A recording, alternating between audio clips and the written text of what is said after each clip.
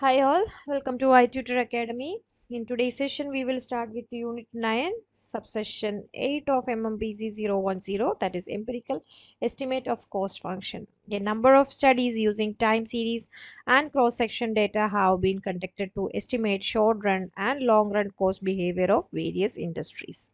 So here is table 9.1, number of well-known studies estimate short-run, average and marginal cost curve. So name is here and type of industry and findings, so please refer your study material. Okay, and these and many other studies point one conclusion, that is, in the short run, linear total variable cost function with the constant marginal cost is the relationship that appears to describe best the actual cost conditions over the normal range of production, and u-shaped average cost, that is AC, and marginal cost, that is MC curves have been found, but are less prevalent than one might expect. Okay, so that is that. And the table 9.2 also here, number of well-known long run average cost, so name, type of industry and findings are here. Okay, and in some industries such as light manufacturing, economies of size are relatively unimportant and this economics is set in the rather quickly, implying that a small plant has cost average over a large plant. In other industries, such as meat packing or the production of household appliances, the long run average cost curve is found to be flat over an extended range of output, and thereby indicating that a variety of different plant sizes are all more or less equally efficient. And in some other industries, such as electricity or metal production, substantial economies of size are found, thereby implying that a large plant is most efficient, and rarely are substantial diseconomies of size found in empirical studies, perhaps because of firms recognizing that production beyond a certain range lead to sharply rising costs. Therefore, they avoid such situation if all possible by building additional plants. So please refer this table, and activity 4 is here based on this subsection. Please try to do it, and it will help you for your term and examination also. In between any doubts, you can contact us. And next is managerial use of cost function.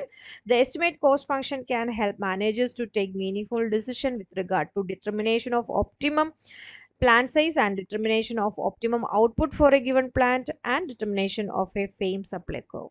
And the optimum plant size, as discussed earlier, is defined in terms of minimum cost per unit of output, and in other words, an optimum plant is given by that value of k for which the average cost is minimum. And if the long run total cost curve is cubic function, and the resultant long run average cost curve will be conventional U-shaped curve, and the plant level at which the long run average cost is minimum will be of optimum size. And for a given plant, the optimum output level will be achieved at a point where the average cost is the least.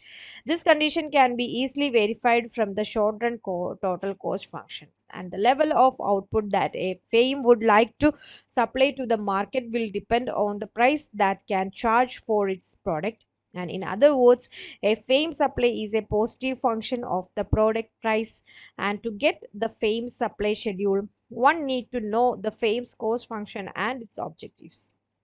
And activity 5 is here from this subsession. And summary of this unit is here, unit 9. So in the long run, all input to the production process are variable. Thus, in the long run, total costs are identical to variable cost, and the long run average cost function shows the minimum cost for each output level when a desired scale of plant can be built. The long run average cost curve is important to managers because it shows the extent to which larger plants have cost advantage over smaller ones, and economies or diseconomies of scale arise either due to the internal factors pertaining to the expansion of output by a firm, or due to the external factors such as industry expansion. And in contrast, economies of scope resulted from product diversification. Thus, scale economies have reference to an increase in volume of production, whereas the scope economies have reference to an improvement in the variety of product from the existing plant and equipment. So we have also discussed three forms of cost functions, that is linear cost function, quadratic cost function and cubic cost function and their empirical estimate. Though empirical estimates of both production function and cost functions have a lot of use for managerial decision making, there are conceptual and statistical problem in estimating such function, but we understand that it will be sufficient for the manager if he knows how to interpret the estimates based on empirical research in her or his decision making process. And self assessment questions is here. Please try to do it. It will help you for your term and examination and like your assignment. And for more MBA series, you just do like, share, and subscribe. Thank you so much. i-tutor Academy presents IGNOU MBA Complete Syllabus Coverage Classes for individual students, semester-wise subject with online flexible timing. For more details, contact on +91 623 827 1885.